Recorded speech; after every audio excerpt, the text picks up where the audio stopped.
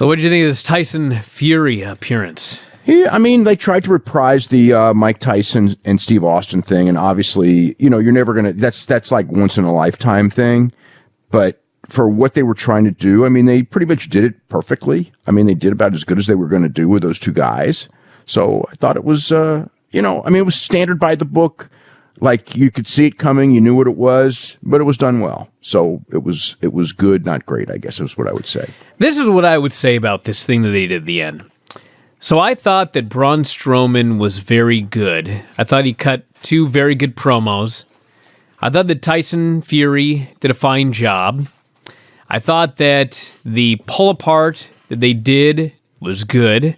It was standard. It was standard. I mean, it's good. I'm talking the first one here. I liked that the fans were into it, but the two things that stuck out to me were, number one, it's like, okay, we got it. They did a pull apart. They did like 10 pull aparts. That's what they always do. And after like the seventh one, I was like, dude, I got it. Like, it's a pull apart. And he just kept doing it. And by the end, I was like, okay, I'm sick of pull aparts. Like, it was cool at the beginning. Now you've like just run it into the ground. But that's what they do. I know that's what they do. That's how they do every pull apart. And I mean, it always goes on too long. Now, well, here's the thing. Okay, you're right in this situation because it did get old. But in the past, this exact same pull apart would have gotten over. It's just a different fan base, it's a smarter fan base, and they see through it. So you can't do the same thing over and over again. Whereas before, if you do the same thing, the more you did, the more excited people would get. Well, I mean, yeah, to a degree, but I mean, when Steve Austin and Mike Tyson had their pull apart, it was like there was a shove and they were pulled apart and that was it. There was a lot more intensity, by the way, in Steve Austin and Mike Tyson, which is another difference. Steve Austin, I mean, it's one of the reasons Steve Austin ended up being what he was is because Steve Austin, it's like he was extremely intense. And I mean, like one of the things, because I've talked to him about this, and it's like in his mind at that time, I mean, he was willing to fight Mike Tyson. In his mind, he convinced him. He's like Terry Funk. You convince yourself of it, and you're not a guy playing a role. You are actually you're actually living it. And these guys, in both cases here, they were two guys playing the role. I mean, there is a difference, and almost everyone is. I mean, it's very few who really live it. But those guys who live it, those are the guys. Like Terry Funk's a perfect example. They bring a level of intensity that, that in many ways makes a big difference. Sure. But my point is, Austin and Tyson, it was one shove, they pulled them apart, and that was it. It was over. I mean, that was it. And yes, later, they do the pull apart, and then one guy breaks free, and the people go crazy, and that's the deal. But, I mean, there's a limit to everything. And you would think that scripting 8 different dudes breaking away and going after the other guy, you'd think that on paper you would realize that was overkill. But my other issue was... Look, after last night, to me, this is nothing.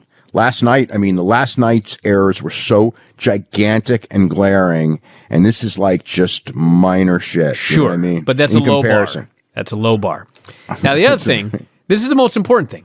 So I'm liking this thing, and then like all these guys come out to pull them apart, and after like the 5th pull apart or whatever, Tyson Fury starts throwing punches, and like I don't think he hit one single person, and they all went down. But they all fell down. I know, but my point is, I know he didn't throw one good worked punch in this whole thing. Like he missed every single solitary one of them, and all I could think was, these two dudes are gonna have a singles match.